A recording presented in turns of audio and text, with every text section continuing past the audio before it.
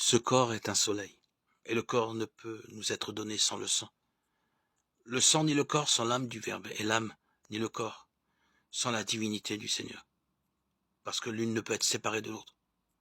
La nature divine ne peut jamais être séparée de la nature humaine, ni par la mort, ni par aucune cause inimaginable. Ainsi, dans cet ineffable morceau de pain, nous recevons toute l'essence divine sous la blancheur du pain, et comme le soleil ne peut se diviser, la divinité et l'humanité entière ne peuvent se diviser dans la blancheur de ce pain.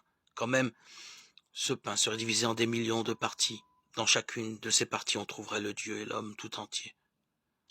En partageant un miroir, on ne partage pas l'image qui se voit dans le miroir.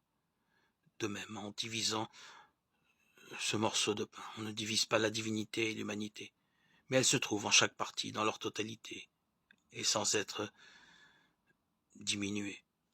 Si des personnes portaient des flambeaux de poids différents, d'une once, de 2, de 3, de 6, ou d'une livre, et si elles les allumaient à une lumière, les flambeaux petits ou grands recevraient tous la lumière, sa chaleur et son éclat. Et pourtant, le flambeau d'une once aurait moins que celui d'une livre.